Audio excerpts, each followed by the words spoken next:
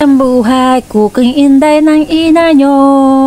Ito ko sa inyo kabayan kung paano ako magluto ng fried rice. So, ayan yung kanin lamig ko. O, syempre, meron dito akong shrimp and then veggies, yung choy sam, o dalawang egg.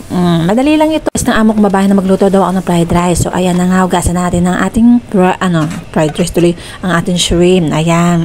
Syempre, babalatan natin yan. Syempre, ang ulo, itatabi ko yan. Kakainin ko yan. Next, ipapakita ko sa inyo kung paano ko iluto yung ulo. O, bongga, sarap ko yan. Yan yung pinaka-paborito ko, ang ulo kaysa sa katawan.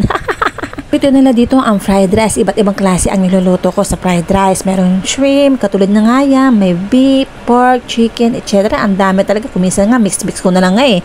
Kung ano ba yung nasa rep ba? So, ayan, syempre, lilinisin natin yan. Tagalin natin yung tea. Kita mo yun? Tea. Ayaw nila yan. Tayo naman sa Pilipino, di ba? Tayo hindi natin natanggalin kung minsan. Diretso na. Nga, lagyan natin ng salt and pepper. And then nilagay ko din yung 7 season kung alam niyo yon, pero depende sa iyo. Pero kasi paborito ng kaya ng boss ko na lalagyan ng 7 season. Yung kanin ko, alam mo yung kanin ko na yan, kagabi pa yan. Nagluto na talaga ako para ilagay ko sa rep kasi maganda yung kanin na fried rice kapag nilalagay sa rep. Nakalimutan ko nga, dapat nga ilagay ko yan sa freezer eh. Pero it's okay. Ayan na nga. So, nilagay ko na nga 2 itlog ko, toyo, and then dark soy sauce, salt, and then 7 season, and then pepper, and then magic sarap. Ayun yung pinakamasarap. So, ayan na nga. O, diba? Parang di masarap kainin. Char! Saan nilagay yung mga pampalasa? O sige, i-mix-mix natin na yan. O, diba? Parang lang, naglalaro lang ako. Ang lambot, parang lang anong tawag dito? Parang may sabaw ng aking fried rice.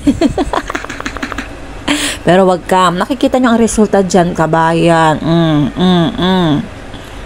So, ayan na nga yung gulay ko. Chinap-chap-chap ko ng maliliit. I-mix natin yan later sa may S. Kasi wala akong vegetable mix. Mixed vegetable, binaligtad ko pa talaga. O, yung mga carrots ba yun? O, yung mga beans, ganon. So, ayan na lang. O, healthy pa. O, diba? Fresh pa yan. Naman sa kanila, ang mga tao dito ay hindi nawawala ang gulay. Dapat may gulay talaga. So, ayan, naisipan ko, i-mix ko na lang yung choy sam dyan sa fried rice. O, diba? Para minsan na lang ba? So, pagkatapos yan, nag-chop na naman ako ng bawang. Dinamihan ko na, pero sa totoo lang, kulang pa yan. Yan na lang kasi natitira ng bawang ko. So, ayan. Na tayo. Mag-isa-gisa na po tayo, kabayan. Kabayan, painitin muna natin yung kawali, ha?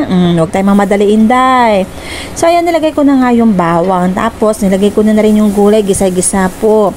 Pagkatapos yan, ilalagay ko na rin po yung shrimp. Make sure, yung shrimp, kabayan, ha? Huwag masyadong overcook. Kasi ang mga amo ko, sa bagay, kanya-kanyang kanya-kanyang gusto ang mga amo ko kasi ayaw nilang masyado matigas yung shrimp or overcook kasi titigas po talaga siya.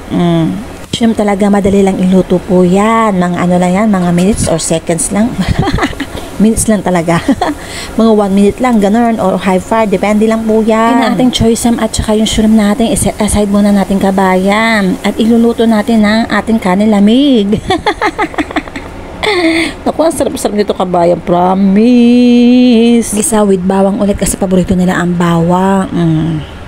Nga nila, maraming bawang kasi yun, nagpapasarap din po yun sa fried rice. Lalo na kung siya, yung talagang brown siya.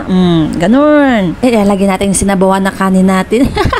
Talagang parang sabaw talaga or kay malagkit na ewan. Ang pangit tignan. Pero, abangan nyo mamaya, kabayan.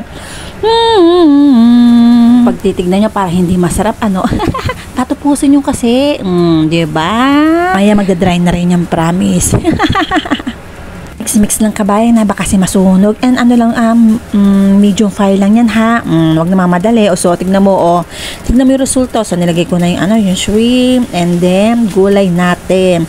Nasa sa inyo, kabayan, kung pangalan to, kung i-add nyo pa ng pampalasa, salt, or magic sarap, nasa sa inyo, pero tinikman ko na yan kanina, okay na yung lasa. O, diba? Bongga. Diba? Napakadali lang. Walang stress sa buhay, kabayan. O, perfect ang fried rice ko. Diba? Hindi siya yung katulad ng ibang fried rice na parang mabasa-basa. Sa una lang mabasa, pero magda-dry din.